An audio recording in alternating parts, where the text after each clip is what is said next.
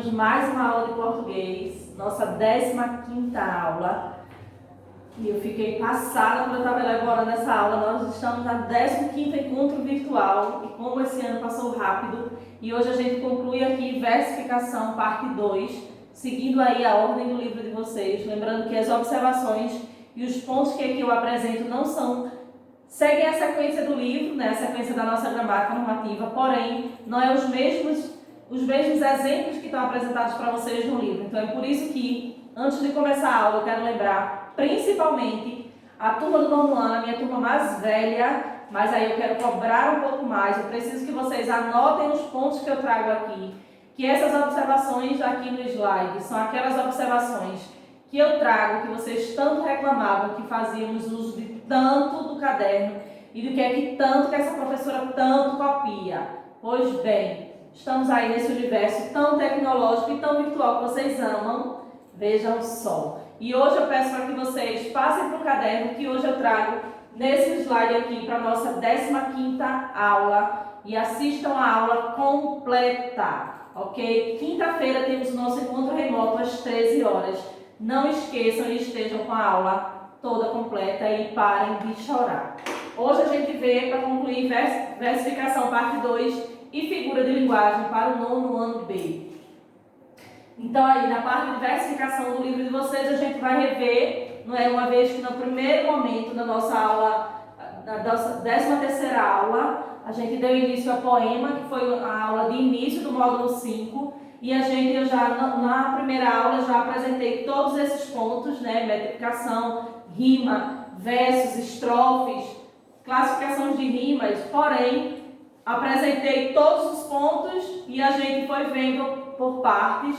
E hoje a gente conclui poema, que é o nosso gênero do módulo 5, com a parte de versificação 2, que é rima e ritmo. A parte mais simples aí do poema, que diz o seguinte: rima é o recurso estilístico muito utilizado nos textos poéticos, sobretudo na poesia, lembrando que poema é um gênero textual que surgiu da poesia e não o inverso, o qual proporciona sonoridade.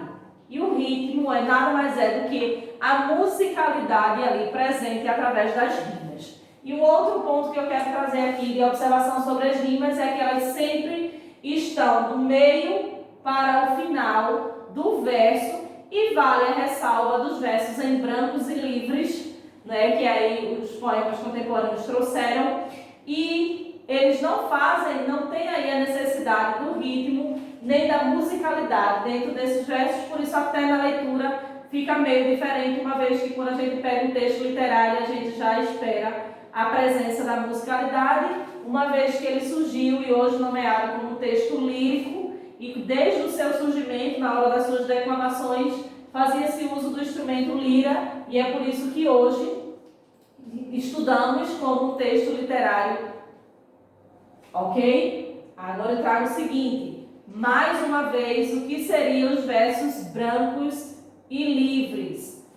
Por que eu trago mais uma vez? Porque no nosso encontro remoto foi uma das dúvidas, são os versos mais simples, porque ele não cobra a musicalidade e a rima, nem rima rica, nem rima pobre, que foi o que a gente já viu na aula passada. Eles são livres, ou seja, ele não cobra nenhuma estrutura ali desse gênero. Ok? Aqui eu trago o seguinte, os versos que compõem os textos poéticos e que não apresentam rimas são chamados de versos brancos e versos soltos. Eles não há necessidade dessa rima nem da musicalidade, por isso a gente chama de versos soltos ou versos em branco, ok? Foi uma dúvida de alguns alunos do nosso encontro remoto, é por isso que eu quero fazer uma ressalva sobre isso. E aqui a gente traz o poema Em Linha Reta, do escritor português Fernando Pessoa, que é um exemplo disso, uma vez que seus versos não rimam, ok?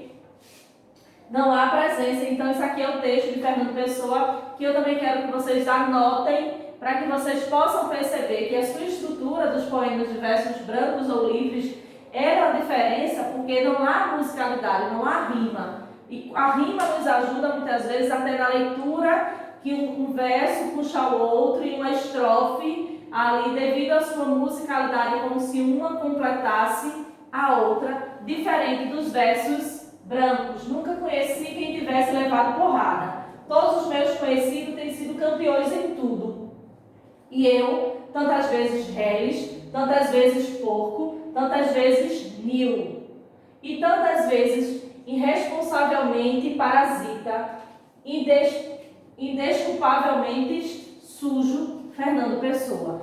Esse é um trecho de um poema de um dos maiores escritores da atualidade, que é Fernando Pessoa, e perceba que ele trata de fatos e de versos tão reais que a rima e a musicalidade não se faz presente nesse tipo de texto. Isso eu posso julgar como um texto que ele não se caracteriza como literário? Jamais. Até porque ele se configura como um texto literário de versos brancos ou versos soltos. E se eu fosse perguntar para vocês quantos versos teriam essa estrofe de Fernando Pessoa? Cada linha é um verso e a estrofe é um conjunto de versos ou blocos de versos, como tenham aí dentro do enunciado, ok? Aí agora a gente começa a figura de linguagem, que é, a gente deu início a esse assunto, aí você vai dizer de novo. Eu lembro de ter visto isso no 8º ano. Pois bem, viram sim. Esse é o assunto que a gente começa a apresentar algumas figuras de linguagem no 8º ano e a gente apresenta novas figuras de linguagem para vocês agora, tá? No 9º ano. Lembrando que a sequência que eu estou aqui é a sequência do livro de vocês. Porém, eu preciso que vocês anotem alguns detalhes e alguns exemplos, porque são diferentes, ok? Agora conheceremos um pouco mais sobre essas figuras de linguagem que iremos apresentar para vocês agora no 9º ano, na nossa 15ª aula, que é a de hoje. Nessa segunda-feira a gente vai ver anáfora, gradação, hipérbole, ironia. Meu 9º ano não sabe o que é uma ironia, não é verdade? Então hoje vamos estudar aí ironia e personificação e pleonasmo.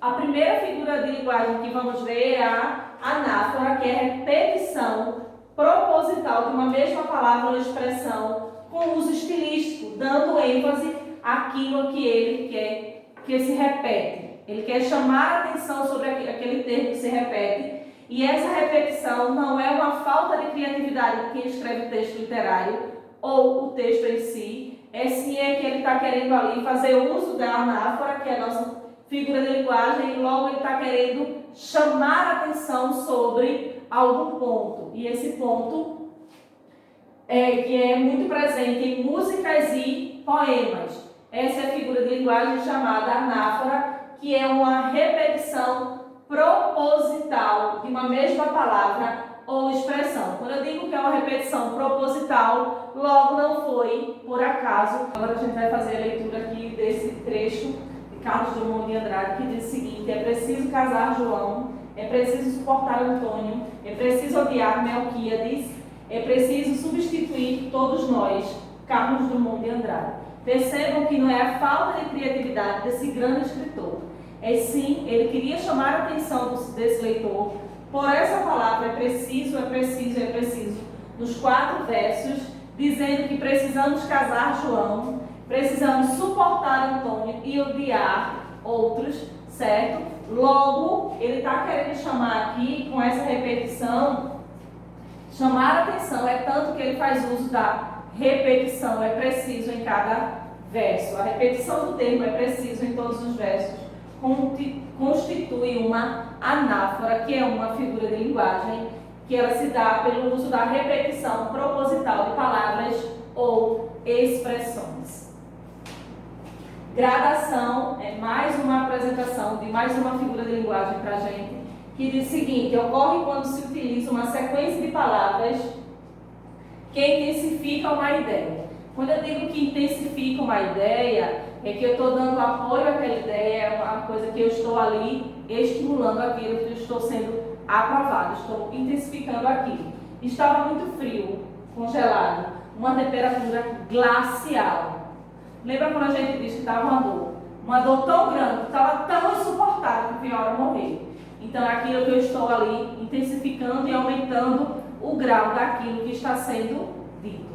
ok? Então, esse tipo e essa sequência aí, para intensificar as palavras, nada mais é do que a figura de linguagem chamada de gradação. É como se fosse aumentando os seus graus para aquilo que está sendo dito, ok? Na frase temos a gradação da descrição do frio para intensificar a ideia de que a temperatura estava realmente muito baixa, ok? Então, sempre que a gente for aí intensificar aquilo que está sendo falado, a gente faz o uso da gradação, que é como se fosse aumentando os graus e intensificando a ideia daquilo que está sendo dito por você.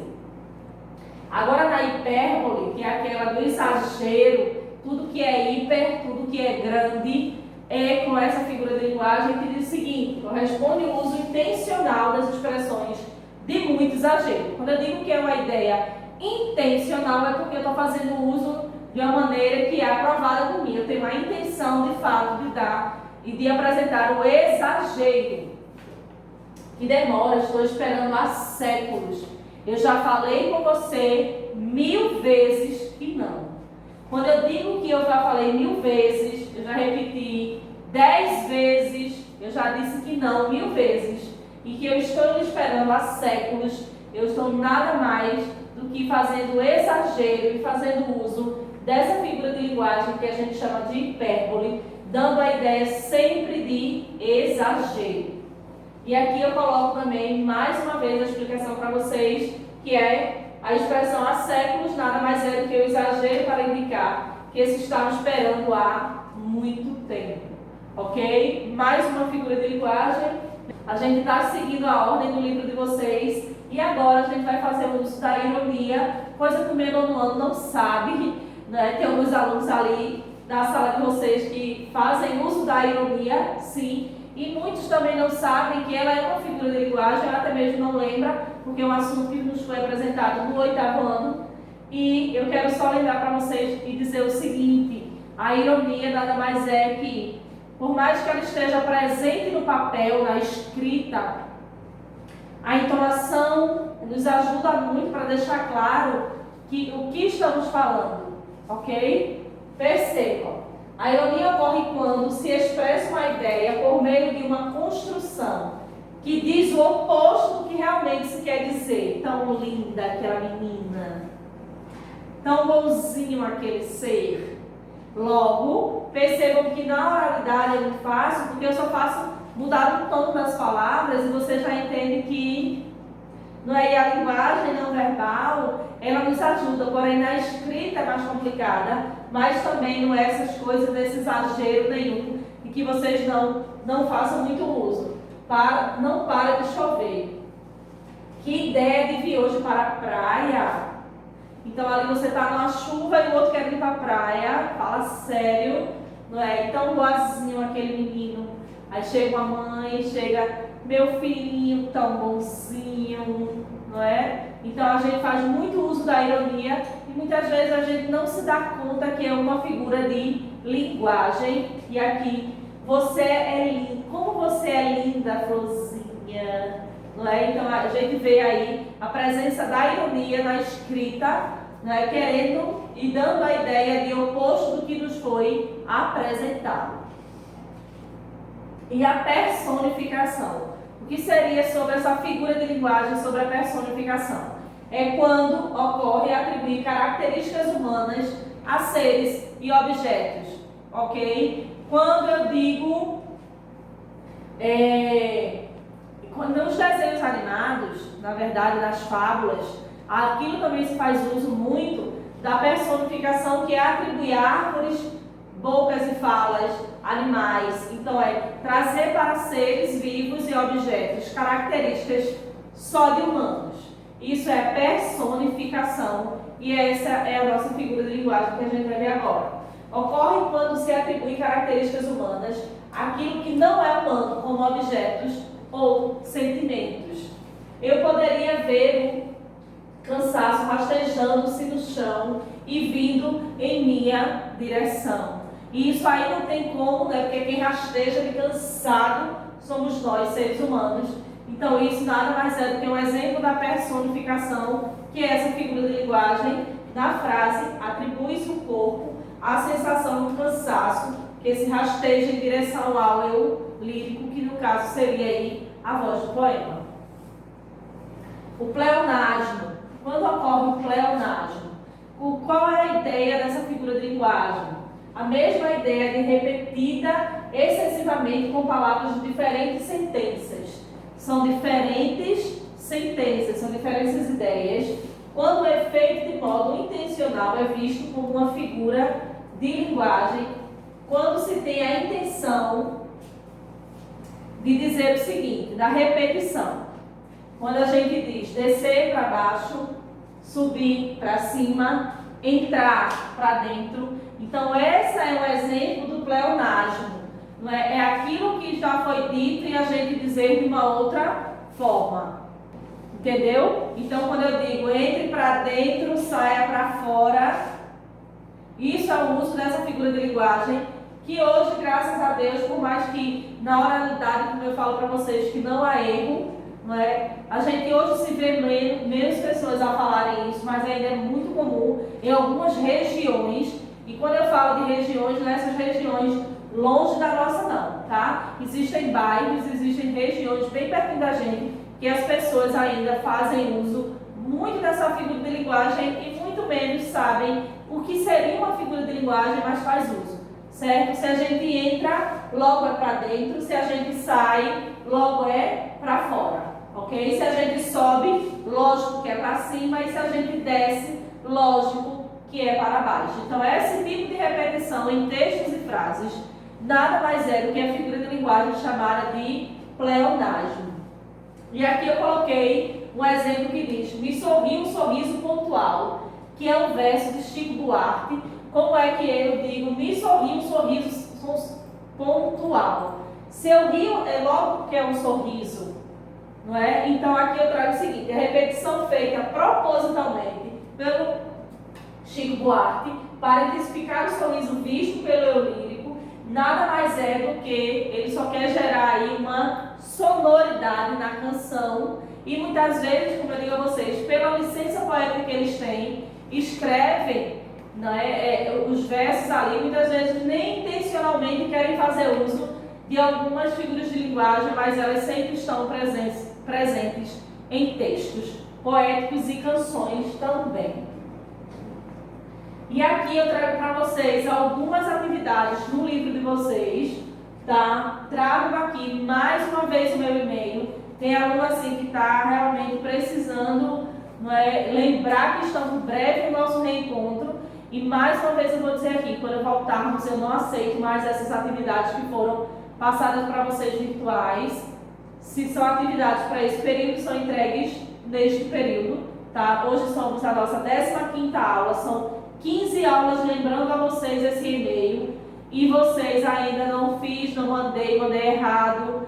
Olha no spam, olha não sei aonde. E no fim eu sei que vocês não mandaram, tá? Tá aqui o meu e-mail e as atividades do livro são 88, 92, 93, 95, 96. Aí a página 200, 201 e 202. Porque são tantas páginas e tantas páginas que não são sequências. São tantas páginas porque a gente vai estar aí passando atividades sobre vozes do verbo e também agora figuras de linguagens. Porque são algumas páginas e não são sequências. Porque aqui eu quis colocar algumas páginas que são só de atividades e não as que apresentam o conteúdo todo. Ok? Hoje, segunda-feira, nossa aula. Assistam a aula completa. Façam as atividades. Falem comigo por e-mail. Quinta-feira, às 13 horas, tem o nosso encontro remoto. Ok? E até segunda-feira que vem.